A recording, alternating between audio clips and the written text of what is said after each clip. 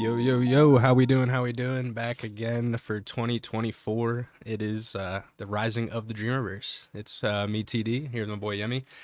First video here in 2024. Maybe, maybe not. We'll see. Yeah, see how editing goes. But we're back. We're here to talk about well, with Echo, the show coming out on Disney Plus. We figured it would be a good time to kind of start diving into some comics ourselves, and what better way to get into some comics than also to then learn about Echo a little bit more. So we decided to read the Daredevil and Echo 2023 comic run that had 4 issues. And excuse me, it was written by Taboo and Earl. Phil Noto was the main artist and cover artist. VC's Clayton Cowles was the letterer, and then there were also some variant cover artists: Maria Wolf, Mike Spicer, and Rod Reese. So we decided to kind of read that comic to just kind of get excited basically for Daredevil, or for Echo, mainly the show coming out that also features Daredevil, our boy Matt Murdock. But just a quick background: Maya Lopez, aka Echo, she first appeared in the comics in Daredevil number 9 in 1998. She's of Cheyenne descent. She was born deaf, but she has the incredible ability to basically mimic skills or tasks, or basically just kind of like almost like a photographic way of like learning. And she can kind of repeat kind of what she does in either combat and also real life, because she does become a pianist, very I think famous pianist in the comics actually. And then another key feature, obviously, that everyone knows is that her father was killed by the Kingpin, aka Wilson Fisk, and she was also raised by Wilson Fisk. But funny enough, her father actually did ask the Kingpin to raise Maya in case something happened to him, which so he ended up doing what he asked. But of course, with with a little bit of secrecy, and it's kind of a dark secret to kind of keep for old Big Willie, but I know he doesn't really care too much. But then we got Matt Murdock, aka Daredevil, first appeared in his comic Daredevil number 1 in 1964, in April of 1964, excuse me. He is the son of Battling Jack Murdock, boxer, and then as we all know, due to an accident when he was younger, he actually saved an old man's life by pushing him out of the way, but this truck that had crashed was carrying radioactive chemicals, and that had spilled, seeping into Matt's eyes, causing him to go blind. So he unfortunately loses his sight, but he does kind of gain the ability, all of his other senses kind of heighten and become a lot better. And he ends up meeting another blind kind of martial artist, you could say, a man named Stick, later in his life, that kind of teaches him how to hone in everything and become kind of who he becomes, which obviously we know is Daredevil. So right. One thing to add to that with Matt, like he does his his senses become enhanced, but they're almost like superhuman. So it's true. Yeah, that is true. Yeah. So I don't know how you where you want to start here with the comic. I mean, you want to lead it off with just kind of the beginning, or yeah.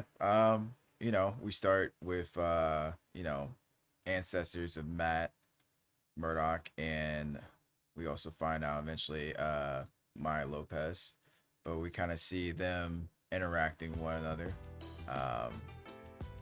I guess. Well, actually, let me start with, you really just see Matt Murdock, and then he's like investigating some incident that's going on around the church, right? Basically, it kind of starts in 1835. Right. We see Tommy Murdock, who is the ancestor of Matt Murdock, Daredevil. He's the leader of his gang called the Dead Rabbits, and they had. Basically, what has happened is they had just recently built a church called St. Matthew's, and we see their father, their priest, Father Emmett, and he is, kind of their leader of the church, kind of the one that kind of brings Tommy into the church, and kind of, so on, quote unquote, you could say saves his life, or whatever. But they do have a little bit of a clash at the beginning with the Bowery boys outside, which is actually where you do see the first appearance of the Creeping Death. You see her kind of in her hood appearance, kind of just in the shadows in the background, while these two kind of gangs go at it outside the church and fight each other. And then after that, it kind of jumps back to the present day where we see Daredevil kind of swinging across, Hell's Kitchen.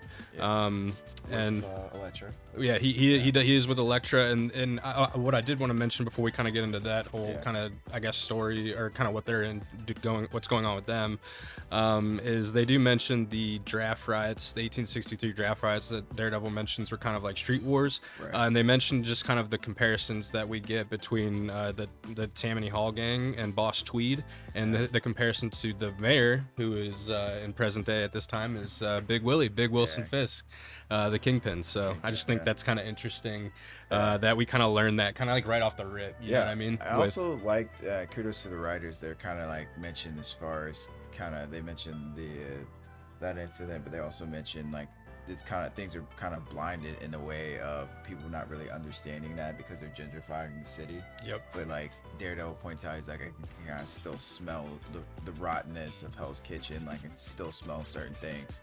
And then that gets us to the first incident that happened. Yeah, the first incident, like you said, he's Daredevil. We get Daredevil with Elektra, and they actually kind of come across the first incident of the Pound of Flesh villain, or Pound of Flesh serial killer, whatever you want to kind of call him. Daredevil, I think, does call him a serial killer.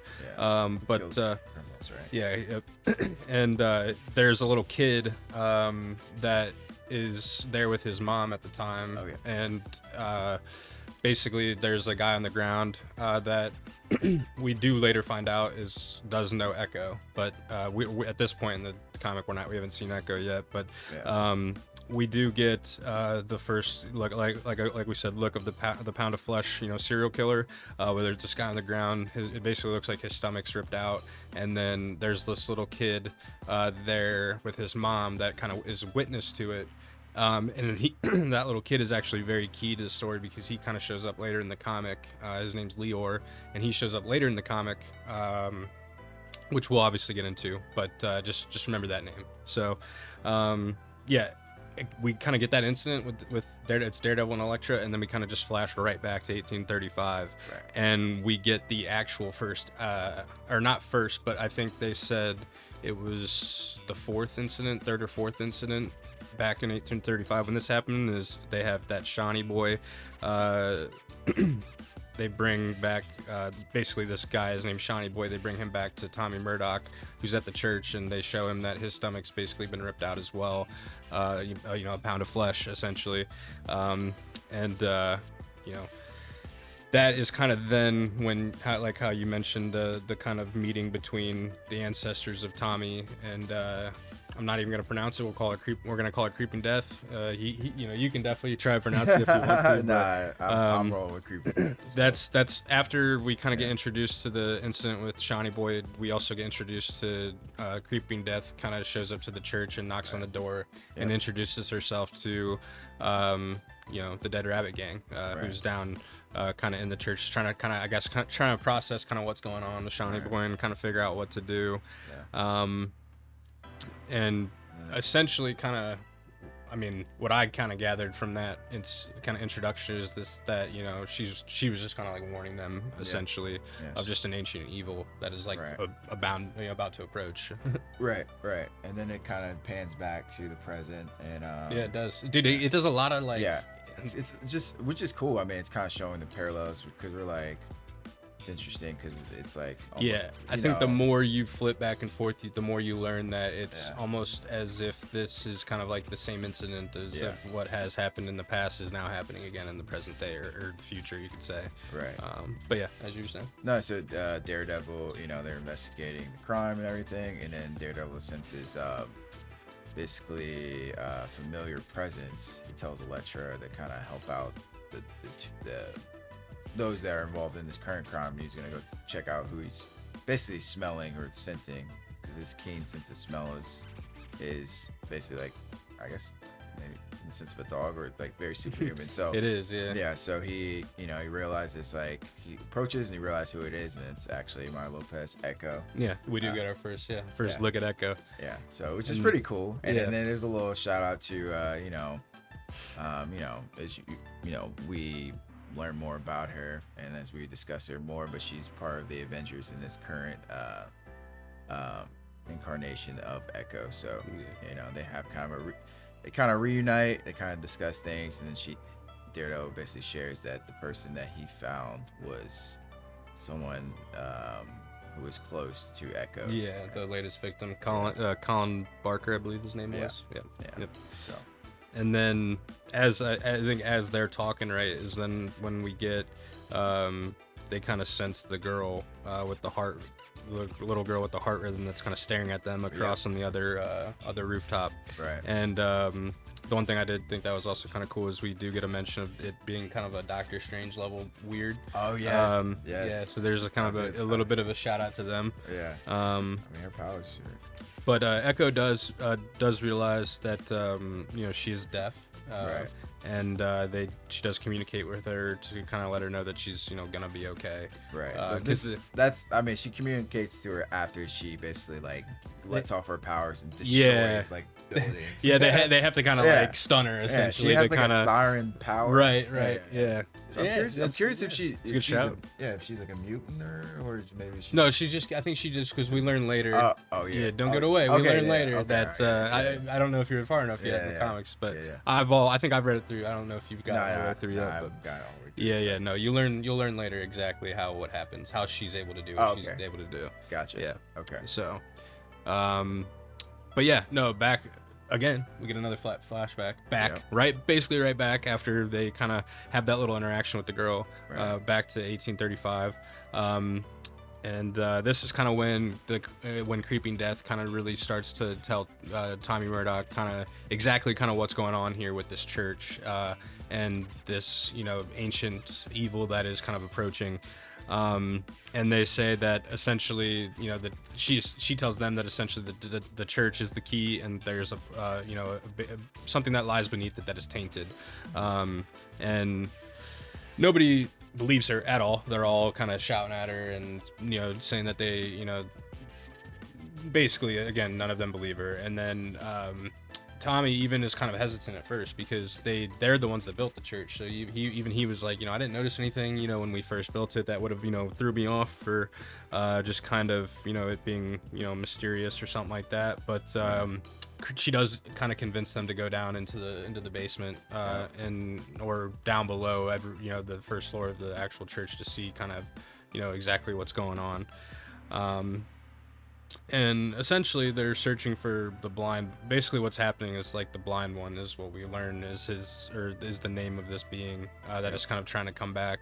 You know, with all these pound of flesh murders and these sacrifices, they're trying to the blind one is essentially trying to open this gate to come back and, you know, probably, you know, cause havoc or, you know, whatever. Right. And then we get another flashback, you know, right back to current day. And they basically the child basically told them to go to kind of the same location. Said to basically go to the same church that it had happened at.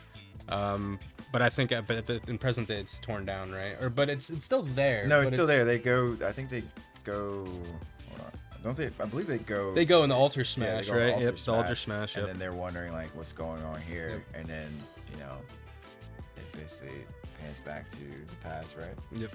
And then there's Well, actually, I don't think we pan back to it doesn't pan back to the past after that. At first it does go, the Demogoblin does appear, and that's how it kind of ends. The Demogoblin comes in, and basically is there to tell Echo and Daredevil that the gate will be open soon and the blind one will return. So that's Daredevil and Echo issue 1 of 2020 for 2023. So yeah, let us know what you guys thought in the comments below. Please like and subscribe if you enjoyed this video. You know, we plan on make more of this, so if you do enjoy it, please let us know, and, you know, we'll make, you know, kind of, if you guys have requests of any other comics or anything that you guys would want us to get kind of check out or read, you know, we'll definitely look into it as well. So just let us know. You got anything else? No. All right, man. See you guys for Daredevil and Echo issue number 2 on the next video. Peace.